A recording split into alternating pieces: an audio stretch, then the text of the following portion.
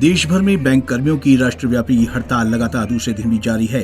हड़ताल के दूसरे दिन चंडीगढ़ में बैंक कर्मियों ने सेक्टर 17 बैंक स्क्वायर स्थित भारतीय स्टेट बैंक के कार्यालय के सामने धरना देकर रोष व्यक्त किया।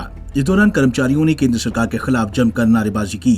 इस निजीकरण के प्रस्ताव के खिलाफ United forum of bank unions के बैनर तले हड़ताल की जा रही है, तो वहीं हड़ताल की वजह से बैंकों का कामकाज प्रभावित हो रहा है।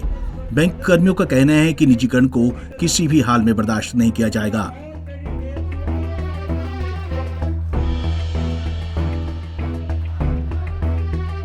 अभी तक भी ये नहीं पता है कि सरकार कौन से 2 बैंक प्राइवेटाइज करने जा रही है। ये अभी तक भी $1 मिलियन क्वेश्चन है।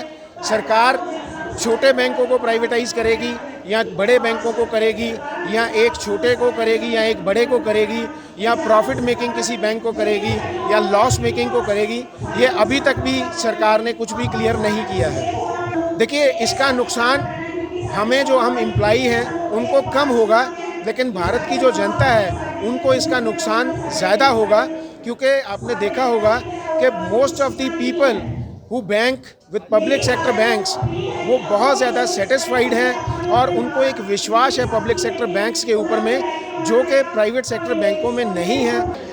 सर, अगर ये देखा जाए तो भारत सरकार की जो नीतियां हैं वो कॉर्पोरेट को लेके हैं।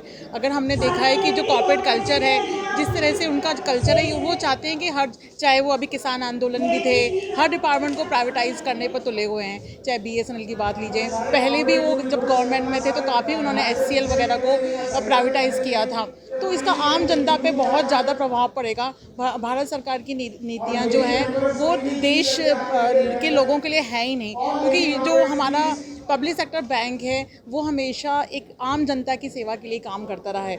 लेकिन प्राइवेटाइजेशन का सबके ऊपर खतरा अभी भी है। प्राइवेटाइजेशन होने से जनता के ऊपर ज़्यादा लोड पड़ेगा और उनको इसका खामियाजा बहुत भुगतना पड़ेगा।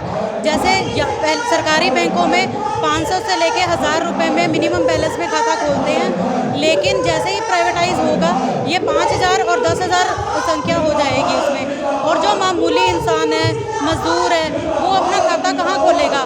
5 से 10,000 तो उसकी महीने की आमदन होती है। तो ये जो उनकी बाकी ज़रूरतें हैं, जितनी भी सरकार की स्कीम्स लागू की गई हैं, वो सभी सरकारी बैंकों द्वारा ही लागू की जाती रही है, और किसी भी प्राइवेट बैंक का इसमें योगदान नहीं रहा है। यूनाइटेड फोरम ऑफ बैंक यूनियनों के आह्वान पर देश भर में 10 लाख से अधिक कर्मचारी और अधिकारी बैंकों का निजीकरण का विरोध कर रहे हैं। साथ ही बैंक कर्मियों ने मांग पूरी न होने पर उग्र आंदोलन की चेतावनी भी दी है।